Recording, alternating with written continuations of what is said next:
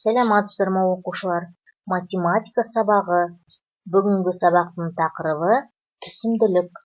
4-ші сынып, 83-ші сабақ. Бірінші тапсырмаға қарайық. Сабантой мерекесі қашан өткізілетінін анықта. Түсімді өлшеуге арналған шамалар бірлігін тап. Теңсіздіктер құр. Ендеше қарайық, яғни бізге не істеу керексіздермен арналған шамаларды белгілеу керек. 5 центнер 500 кг, 8 тонна және 6100 кг. Бұл түсімдікті өлшеуге арналған шамалар. Ал қалған шамалар, яғни 8 сағат 26 минут ол бізде уақытты, 7 дециметр 5 сантиметр ол бізде ұзындықты өлшеуге арналған. Енді осы берілген шамалардан теңсіздіктер құрастырып көрейік.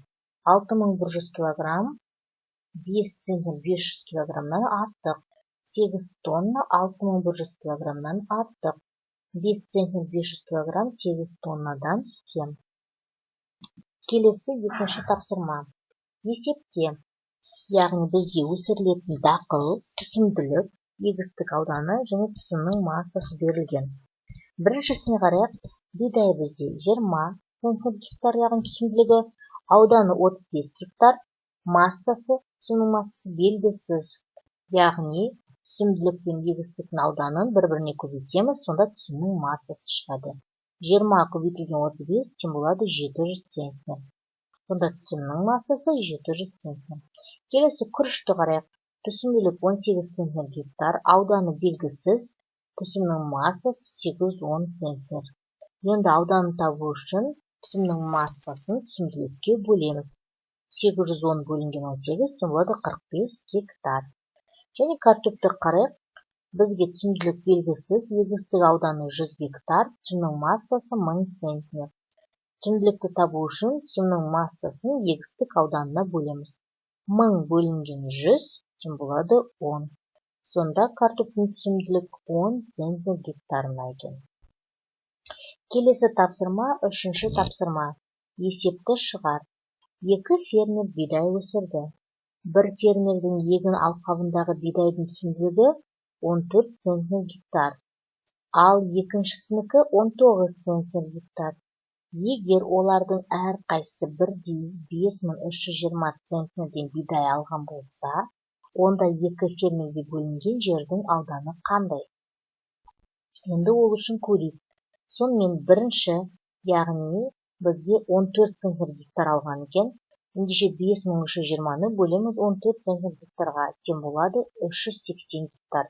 Сонда бірінші фермерге берілген жердің ауданы 280 гектар. Енді екіншісінікін тауып көрейік.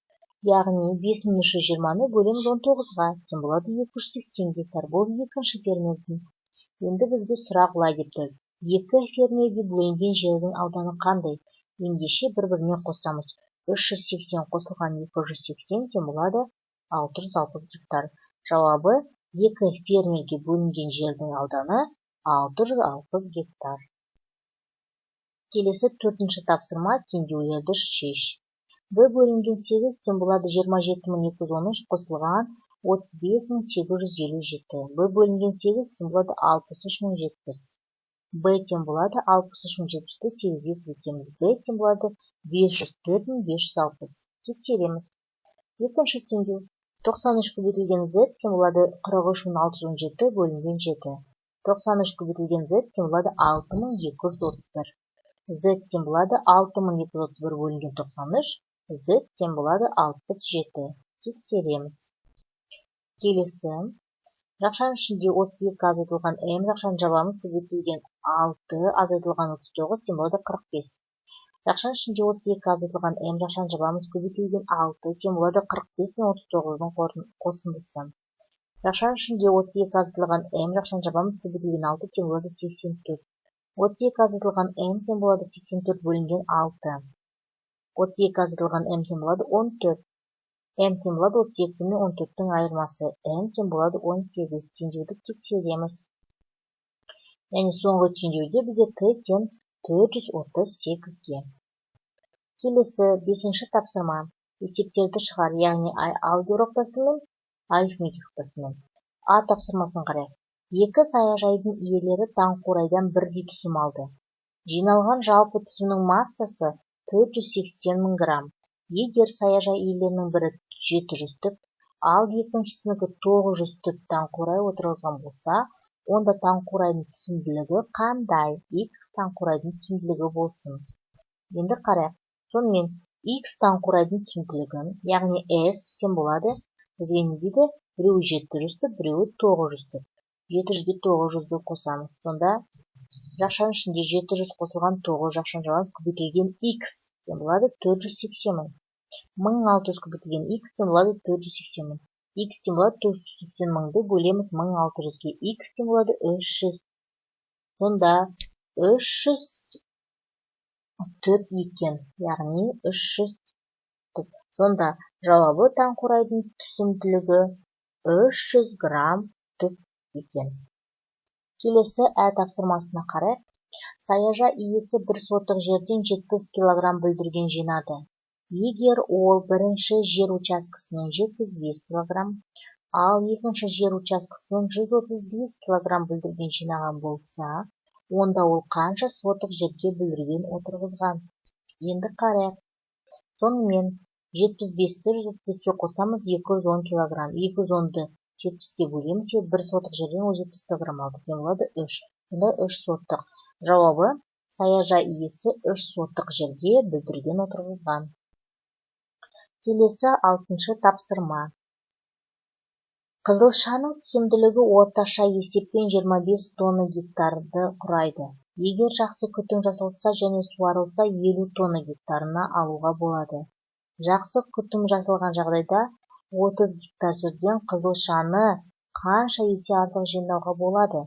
Жақсы күтім жасалған жағдайда қанша тонна қызылшаны артық жинауға болады? Сонымен қарайық.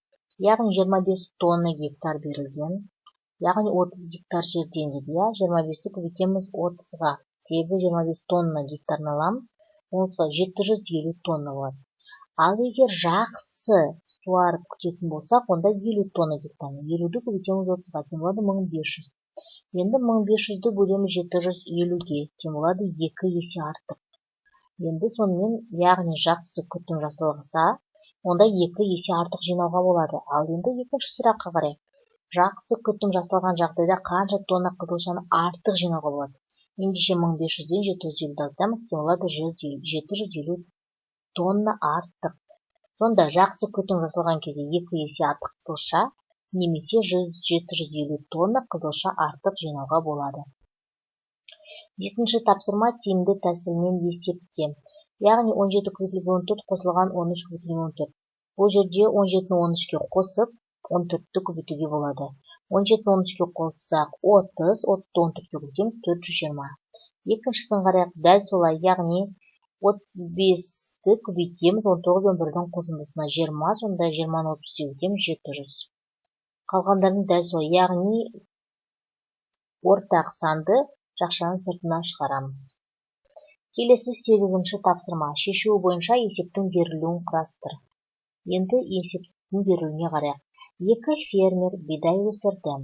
Бірінші фермерге 5 гектар жер бөлінсе, ал екіншісіне 3 гектар жер бөлінді. Егер олардың егін алқабындағы бидайдың түсімділігі 35 тонна гектар болса, онда әр фермер бидайдан қанша түсім алған, және бірінші фермер екіншісіне қарағанда қанша тонна артық бидай жинады. Сонымен 35-ті көбейтеміз 5-ке, тен болады 175 тонна. 35-ті көбейтеміз 3-ке, тен болады 105 тонна. 175-тен 105-ті азайтамыз, тен болады 70 тонна.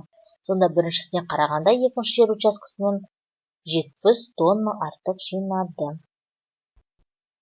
Келесі 9-ші тапсырма. Диаграмманы оқы, әрбір жемістің массасын анықта. Диаграмма бойынша есеп құрастыр. Енді қарайық, сонымен бізге диаграмма берілгенімен, яғни қызыл ол барлық алма, сонда алма жартысын алып отыр, көрдіңіздер ғой. Келесі, ал мұрт қараңыздар, яғни ол 2 бөлік, яғни 4-тен 1 бөлігін алып тұр, және шабдалы мен қара өрікті қарайық, 8-ден 1 бөлігін алған. Сонымен алма бізде 500 килограмм, жартысы түсінікті ғой. Келесі, яғни қара өрікті табайық. яғни ол тағы да неше 8 бөлікке 500 барлығы 500 екеуден 1000 килограмм. Сонда мынау барлығы диаграмма ол 1000 килограмм. Қара өрік бізде 8-ден 1 бөлігін алып жатыр. Неше 1000-ды 8-ге бөлеміз, тем болады 125 килограмм. Сонда қара өрік 125 килограмм. Шабдалыны қарайық. Ол бізде 8-ден 1 бөлігін алып тұр. Онда 1000-ды 8-ге бөлеміз 125 килограмм. Және алмұртты қарайық. Алмұрт бізде 2. Яғни жаңағы 4-тен 1 бөлігін алып тұрынша 4-ке бөлеміз, тем болады 250 килограмм. Сонда жауабына қарасақ, бақтан жиналған жемістің жартысын алма құрайды, 4-тен 1 бөлігі алмұрт, 8-ден 1 бөлігі қара өрік және 8-ден 1 бөлігі шабдалығы. Егер жиналған алманың мөлшері 500 килограмм болса, онда басқа жемістер қанша килограммнан жиналды? Сонымен біз сіздермен әрқайсының қанша килограмм болғанын таптық. Келесі 10-шы тапсырма, ойлан және жауап бер. Диқан тары суғару үшін арыққа 6 көмекшісін ертіп келді. Ол арықты бойлай қадамдап өлшеп шықты. Бірінші көмекшіге 7-ден 1 бөлігін қадамдап өлшеп берді. Екіншіге қалған жердің 6-тан 1 бөлігі тиді. Үшіншіге оладан қалған жердің 5-тен 1-і, ал төртіншіге қалғанның 4-тен 1-ін берді. Бесіншіге қалған жердің 3-тен 1-ін өлшеді, ал алтыншыға 5-ден қалғанның 2-ден 1-ін өлшеп берді. Ең ақырында өзіне 3 қадам жер қалды. Арықтың ұзындығы қанша қадам болған? Диқан жерді көмекшілеріне қалай бөліп берді? Және әрқайсына қанша метрден тиді? Ал өзіне ше? 1 қадам 1 метр. Сонымен, яғни қарайық. Міне, бұл арықтың ұзындығы бізде және әрқайсына неше бөліктен? Өзіне 3 қадам қалған екен. Енді шешуіне қарайық. Сонымен, енді қараймыз. 73-ке көбейтеміз, себебі бізде барлығы 7. Өзіне қалғаны 3 қадам. 72-ден 21 метр. Сонда барлығы 21 метр. 21-ді бөлеміз 7-ге, тем болады 3 метр. Ол бірінші көмекшісіне, яғни 7-ден 1 бөлігін беріп отыр. Оны азайтамыз. 21-ден 3 азайтамыз, тем болады 18 метр. Енді 18 метрден екіншіге 6-тан 1 бөлігін беріп тұр. Неше 18-ді 6-ға бөлеміз, тағы да 3 метр, екінші көмекшісіне. Оны азайтамыз, тем болады 15. Келесі үшіншіге 5-тен 1 бөлігін. Міне дәл сол келе-келе өзіне, яғни ең соңында 3 метр қалды. Ал әр көмекшісіне сонда әрқайсына 3 метрден тиді. Сонда арықтың ұзындығы бізде 21 қадам болған. Соңғы тапсырма бізде үй тапсырмасы.